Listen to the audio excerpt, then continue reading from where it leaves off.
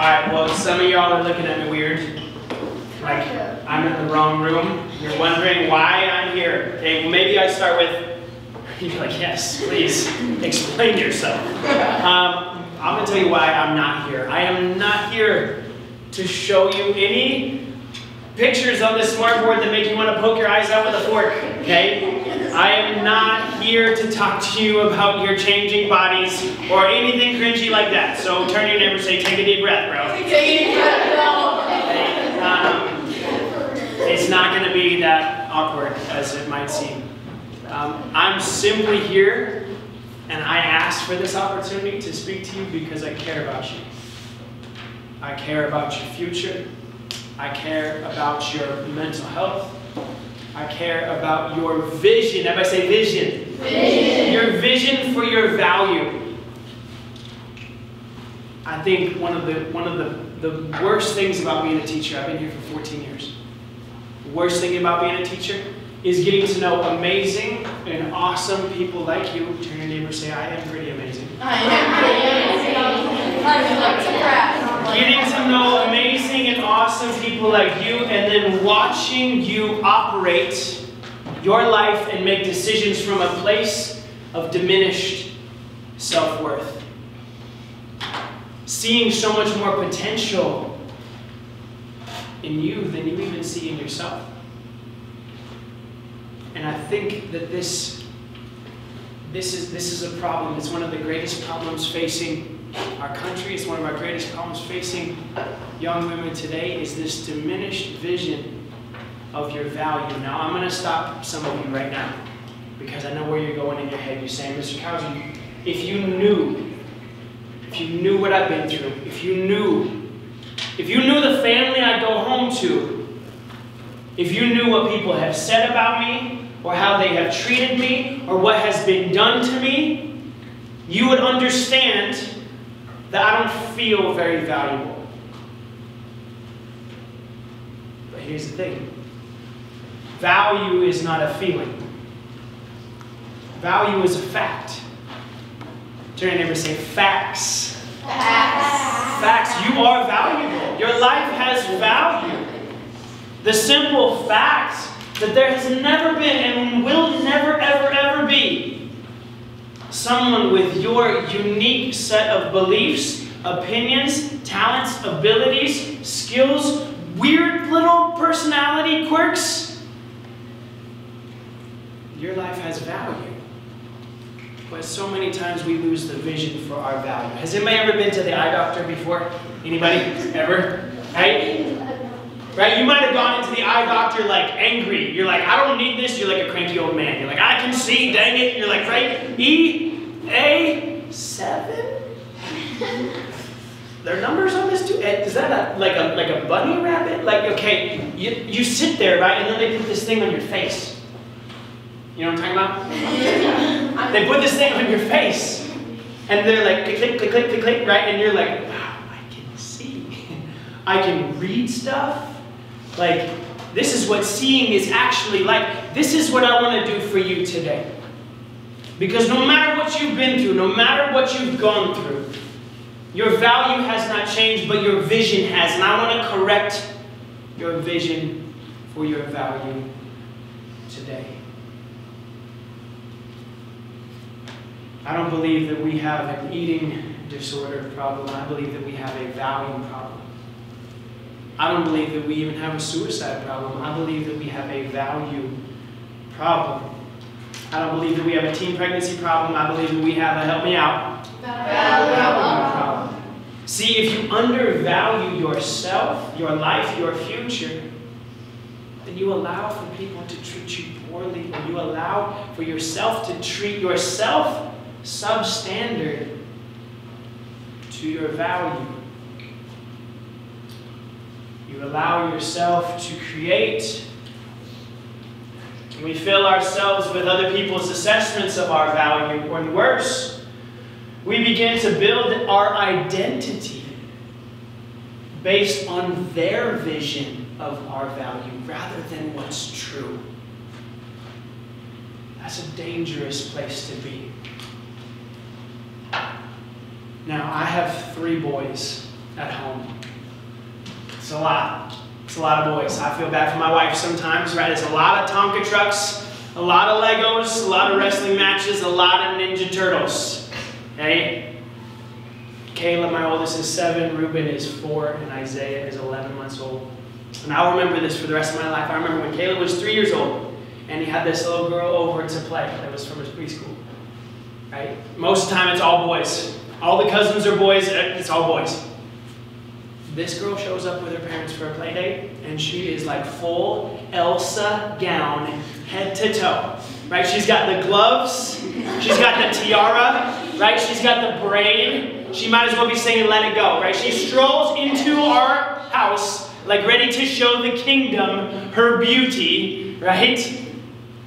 And Caleb looks at me like, what's happening, right? She strolls right into our house.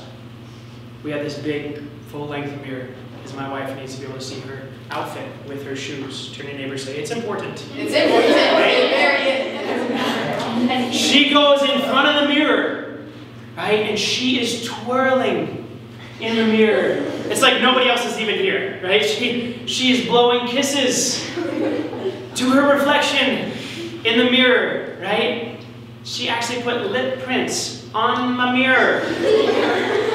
We are in the living room with her parents, like, we're just laughing. I mean, it's adorable, right? I don't have daughters, so I was just like, man, this is insane. This is awesome. And then my heart broke. Because I work with the 13-year-old version of her.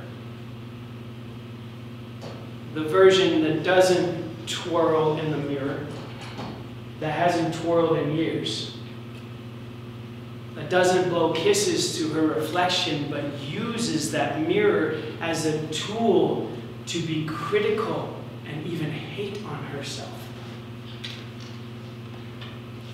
See, something happens between the Elsa gown and middle school to where you begin to have this blurred vision for your value, for your beauty.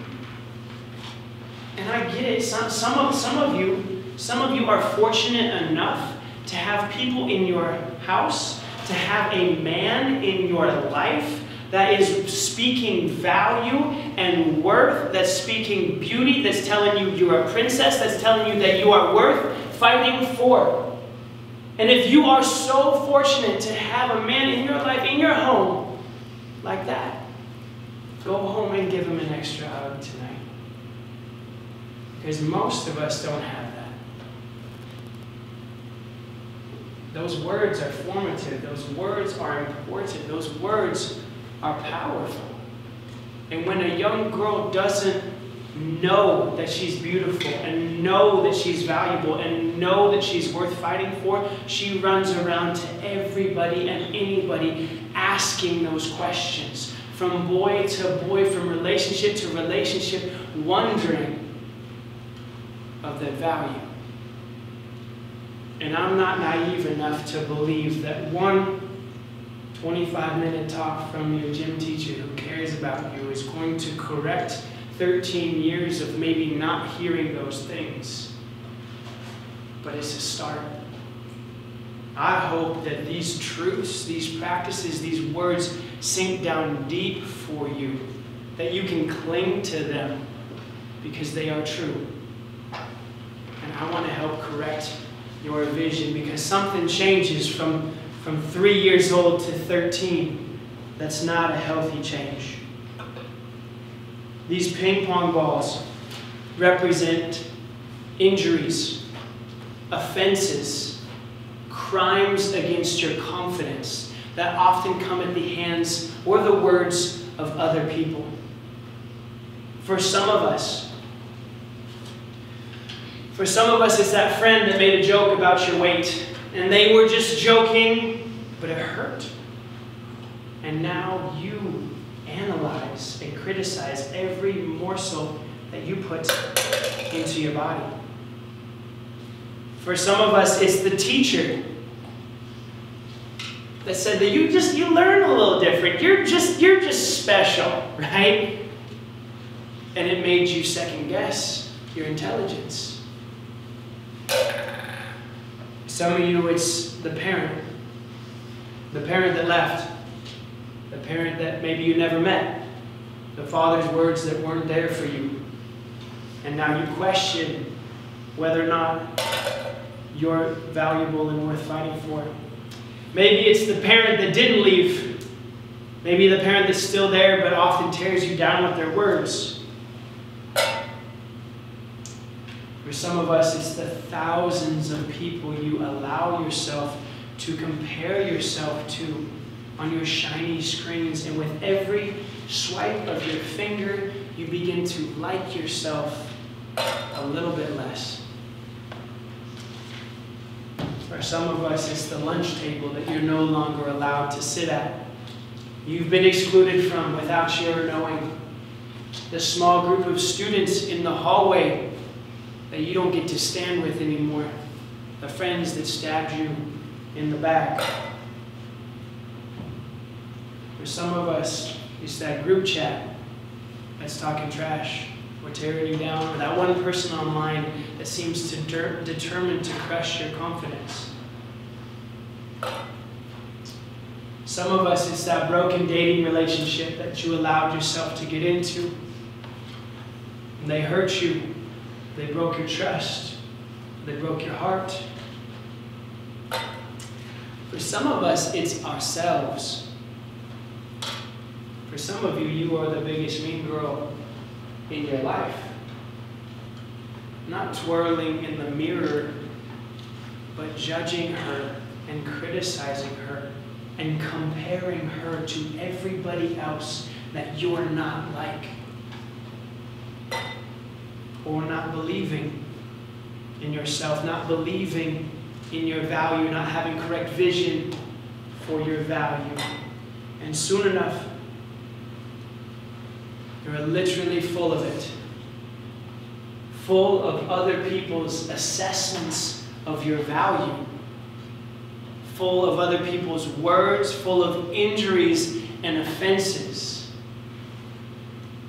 And we can make the mistake of building our identity based on our injuries. For some of us, this is too much, it's too painful, and so we cover it up. We put a smile on our face, we wear a smile to school, but secretly, we're hurting. We numb the pain with our devices, or maybe even drugs. It can be easy to look at this and to believe that this is who you are. The sum total of all of the negative things that have happened to you. Well, I've got some good news. Turn to your neighbor and say, I could use some good news. I could use some good news. There are 5, there's more than 5, but there's 5 specific things that you can do to help better this situation. But I will warn you, it's going to take work. It's going to take a fight. But you are worth fighting for. I want to be one more, hopefully, crazy person in your corner of the fight, telling you to keep swinging, to keep fighting, to get your butt up off the mat and keep fighting for your future and keep fighting for your value because you are worth it. First thing, now the first thing is so simple. It's so simple you're going to be almost angry with me. Okay, you're like, really? Really? This is what you came in here with? This is your magic solution here? Yes. Food. You need to eat food. This seems so ridiculously simple. It's almost insulting. But let's be real. When you don't get the nutrients that you need, your body and your brain don't function the way that they want to, the way that you need them to. Has anybody ever been around a toddler who needs a snack? Anybody? Turn to your neighbor and say, that's like you, bro. That's like you, bro. Right? You need to eat food. If food affects your mood in such a great way. We got girls who didn't eat lunch. You haven't ate lunch all year because you don't want to eat in front of other people or you're self-conscious or you're trying to lose weight. Stop. Fill yourself with food and nutrients, healthy food throughout the day. You need it more than any other time in your entire life.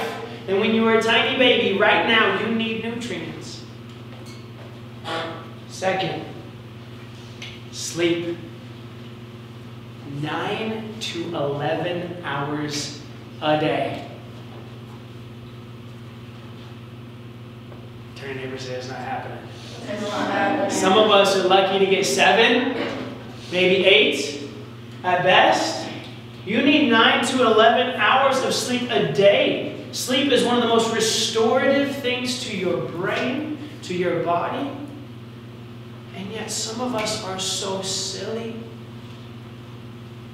that we allow ourselves to sleep next to this device that is out to destroy our sleep. If you are sleeping within arm's reach of this device, you are losing. You're losing. Turn to them and say you're losing. You're losing. You're like, well, Mr. Couser, this is my alarm clock. Buy an alarm clock, okay? They're like $4.99 at Target. I'll buy you an alarm clock, okay? This should not be within arm's reach when you're sleeping. We should not be falling asleep to our screens or a show or a series or a video game. We need to protect our sleep. How many of you have ever been around a toddler who missed a nap time? We fight to protect Isaiah's nap. If he skips a nap, it's like game over for the Couser fam. Like, whole fam shuts down. And so it is with you. Chronic sleep deprivation is one of the greatest causes of suicidal ideation. You need sleep. Fight for it. Protect it. Water. Some of you are neglecting the one nutrient that you need more than anything else. And some of you are so... It's like you're trying to destroy yourself. You don't drink this, but yet I see you in the morning marching your way down to Copper Mountain Coffee on the corner so you can get your 16-ounce Frappuccino with extra whip and some sprinkles on the top.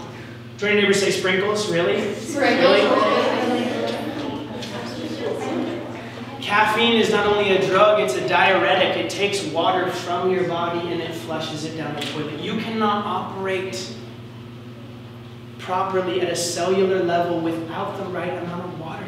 Some of you aren't depressed, you're dehydrated.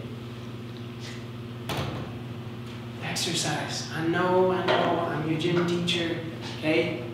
But for real, people way smarter than me have proven and showed that exercise is one of the greatest coping mechanisms that you can possibly have for anger, depression, anxiety, nervousness, fear. Exercise. I talk to people, young people all the time, guys and girls, who are cutting themselves to deal with the emotions, cutting themselves to feel something. You want to feel something? Go run up Lone Pine until your lungs are on fire. And you get the dopamine without the depression. Let the rage monster out and punch a punching bag or a pillow or a little brother. No, don't hit the little kid. Take out the energy. Take out with some exercise. It's so simple, but yet common sense is not too common these days. For some of you, these would be a game changer for you. And when you do these things, food, sleep, water, exercise, you begin to do the restorative work that you need in the places where you've been injured the most. Second, you gotta breathe. Everybody say breathe. Breathe. Now, some of you are like, newsflash, Mr. C, I've been breathing this whole time. Check. Done. No. Most of us don't actually breathe properly because our posture is so poor. And everybody collectively just sat up for the first time ever. Okay? When we have hunched shoulders and poor posture, right? This is like normal. This is like chilling. Your lungs don't actually expand to get you the right amount of oxygen.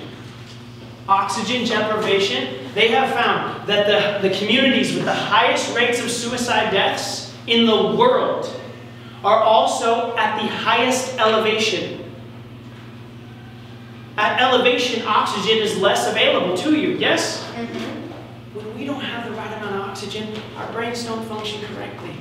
We need to take time to breathe and actually breathe. Fill our lungs completely. We're going to try a 15-second breath. This will change your life. 7 seconds in through your nose until your lungs are bursting. Hold for 2 seconds and exhale loudly out of your mouth for 6 seconds. Seems weird. Give it a try. Ready? Go. Hold. Exhale. Turn to your neighbor and say, I already feel better. Don't breathe like that. Don't breathe like that all the time. You'll pass out, okay? You got to fill your lungs. You got to get some oxygen to your brain. When's the last time that you sat down, no AirPods in, no device near you, no music on, no crazy people making noise in the background, and you just sat and were still and just breathe? Just focus. Maybe have some gratitude in your heart for yourself and your life. It's a game changer. Give it a try. When we breathe, we do that restorative work that we desperately need in the places we've been injured the most. Third, stay with me. Gotta take a break. Turn to your neighbor and say, you could use a break. You could use a break. Use a break from the device that is crushing your confidence. Now, I need to speak to some of you in here. Because some of you in here are crazy enough. You have people in your life that care about you so much that they don't even let you have one of these. Even though you kick and scream. Every Christmas you pout because there's no iPhone 14 under the Christmas tree for you. And maybe you've got one of those like OG flip phones that your dad found in the garage and he's like, here's a phone, dang it, here you go. And you hide it in your locker because you're not going to bust that out in your little circle of friends. And you feel weird. You feel awkward. You feel like the one who's losing when in fact you need to go home and hug those people that are protecting you from this cancer. Social media is a cancer to a young girl's confidence. You don't believe me. You think I'm being overdramatic. In the last 3 years, we have had a 60% increase in suicide attempts and suicide deaths in teenage girls. A 3% increase in teenage boys. Social media, and you want to develop an eating disorder? Spend a little time on Instagram comparing yourself to every other person that you see. Now, I'm not saying you got to take this thing and go burn it in a bonfire in the backyard and dance around it, although I would secretly support that, okay? All I'm suggesting is 1 day a week where you turn this thing off. Some of you don't even know how to turn this off. They don't want you to turn this off. We've got the smartest people on the planet. Not trying to cure cancer, but trying to captivate your attention and keep you swiping. Right, you've got to like push the button, push the side button, hold the retinal scan and be like, yes, Siri, power down, please. To actually turn this off, but turn it off 1 day a week. 1 day a week. And 1 week a month, delete all social apps off of your phone. Some of you are like, my streaks? My streaks, right? Who cares? Yes, Izzy and I are such good friends that we have 642 days where we have sent an awkward selfie of ourselves back and forth. We are such, stop. You are sacrificing your sanity for your streaks. You are becoming a slave to a device, to a machine that is crushing your confidence. Take a break. When you do, don't be surprised. When you do a restorative work in the place of your greatest injuries. Or set boundaries, have high standards. If you don't have standards for yourself and how you are to be treated, people will treat you however they wish. You guys have standards, right? You have standards for food, yes? Yeah. Okay? More so than your male classmates, right? I watched the boy, I can't even think about it. We walked into the locker room the other day. He was eating a granola bar. The granola bar broke and fell onto the locker room floor. Oh no. 5-second rule, picks it up and eats the granola bar. Turn to your neighbor and say, no. No. Forgive. Living life without standards is dangerous. He's probably dead, right? We haven't seen him in weeks. He probably died. Okay? You need to have standards for yourself. When you get a glimpse, when we correct your vision for your value, you don't allow for people to treat you poorly. You don't allow to get into relationships that are going to hurt you because you have high standards for yourself, for what you listen to, for what you watch, for who you get into relationships with. You need to have standards because standards keep us from settling. You deserve the best. You need to believe that you deserve the best. We need to set standards. We need to set boundaries for ourselves, for our relationships. Lastly, take back the first 5 and the last 5 minutes of every day. How do most people spend the first 5 minutes of their day? Checking their notifications, how many likes and how many comments did I get on my sweet selfie that I got at the perfect angle with the right light and the perfect filters. Checking to see if he added me back on Snapchat, right? Checking to see, right? No.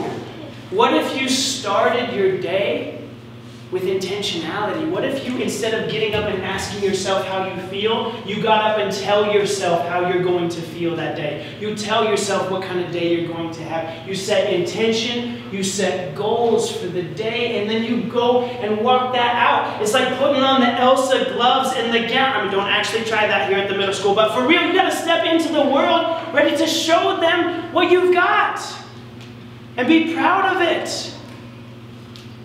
With confidence, like you did when you were 3. Remind yourself of your incredible value, your beauty. Spend time at the end of the day. Breathing, yes, but looking back on your decisions of the day, soaking in some gratitude. Spending a moment to be thankful for certain things about yourself and your life.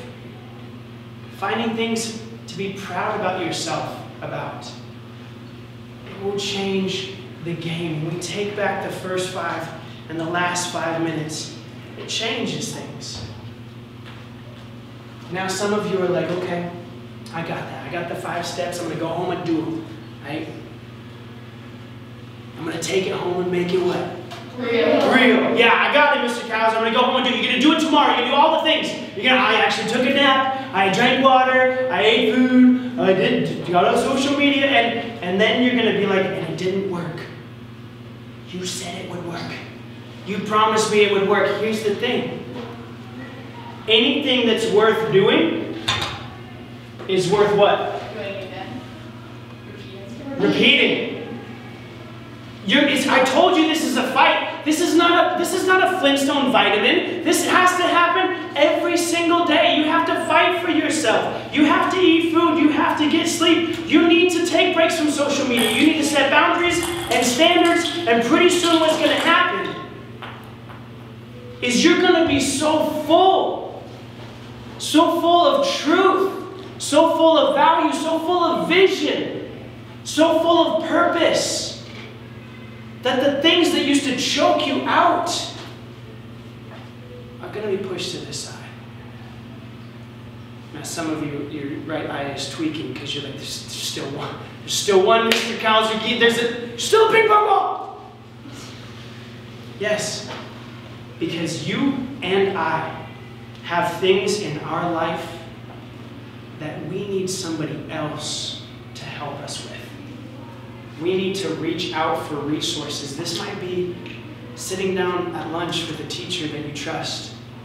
This might be sitting down and actually going to therapy to work through the divorce or to work through the trauma or to work through whatever.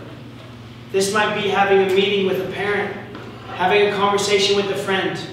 This doesn't make you weak. This makes you human.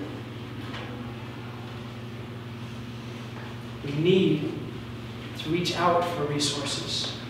and help through these struggles. Worst things about your story become the greatest opportunity to change the world for somebody. I've worked with students who have come from homes where they were abused their entire life. And they have gone on to create programs and services for students who are abused. I've worked with students who have struggled through the deep waters of depression and family suicide, who have gone on to speak out about reaching out for help. The worst things about your past and your story can become the greatest opportunity to change the world.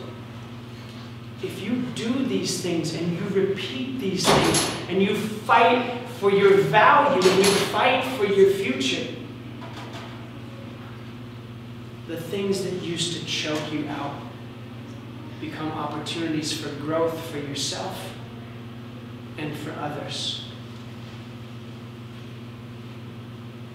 I need to remind you that you are valuable. I hope I've corrected your vision, even if just for a moment. I need to remind you that you are beautiful, that you are worth fighting for. This will be a fight. Don't ever let anyone, even yourself, convince you that you're not worth it. Thank you guys for listening. Adios.